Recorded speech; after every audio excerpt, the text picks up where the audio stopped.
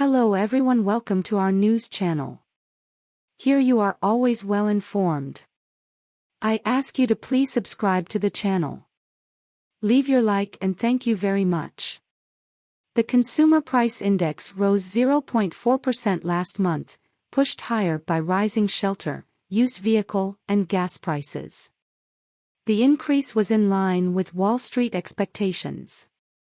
On an annual basis, the inflation rate was 4.9%, slightly less than the estimate and providing some hope that the trend is lower.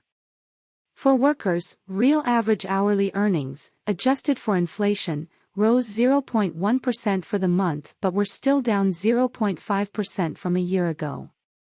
A widely followed measure of inflation rose in April, though the pace of the annual increase provided some hope that the cost of living will head lower later this year.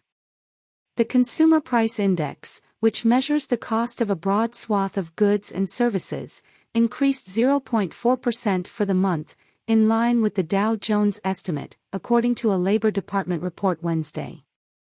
However, that equated to an annual increase of 4.9%, slightly less than the 5% estimate and the lowest annual pace since April 2021. The annual rate was 5% in March. Excluding volatile food and energy categories, core CPI rose 0.4% monthly and 5.5% from a year ago, both in line with expectations.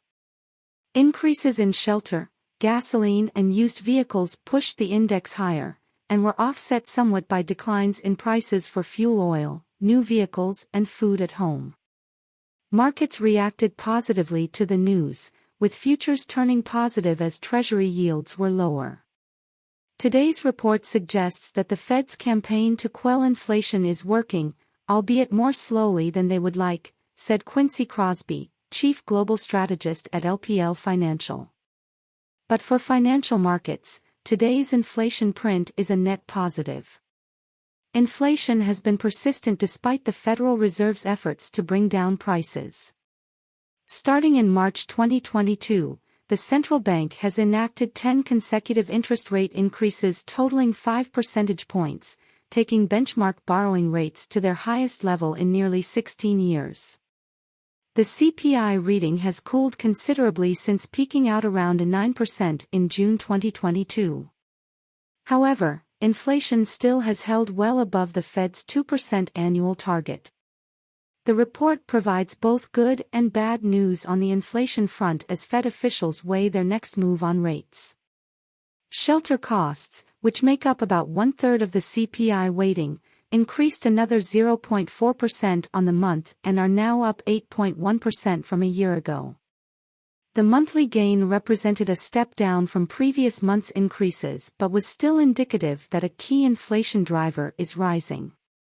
With housing costs projected to decline, the Fed is focusing on supercore inflation, which excludes food, energy, and shelter.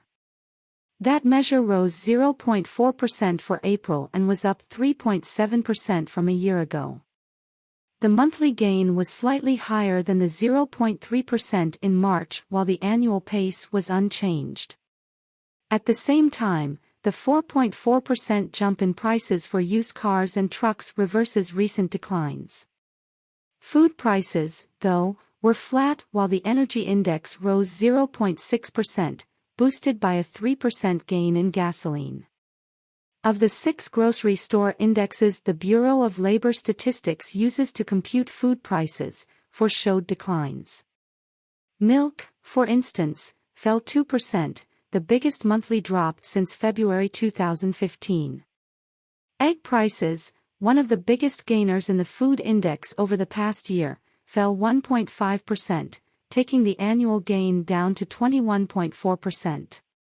For workers, real average hourly earnings, adjusted for inflation, rose 0.1% for the month but were still down 0.5% from a year ago, the BLS said in a separate report. Following the reports, traders lowered the odds that the Fed would raise interest rates at the June meeting to 20%, according to the CME Group's FedWatch tracker of pricing in the Fed funds futures market.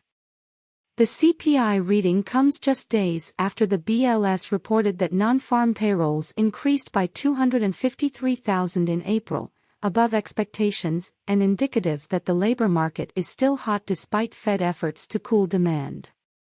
In approving its latest rate hike last week, the Fed removed an indication that future increases are warranted and instead shifted to language saying that decisions will be based on incoming data. The Labor Department on Thursday will release the April Producer Price Index, a gauge of wholesale prices on final demand goods and services. That report is expected to show a 0.3% headline increase and a 0.2% core gain.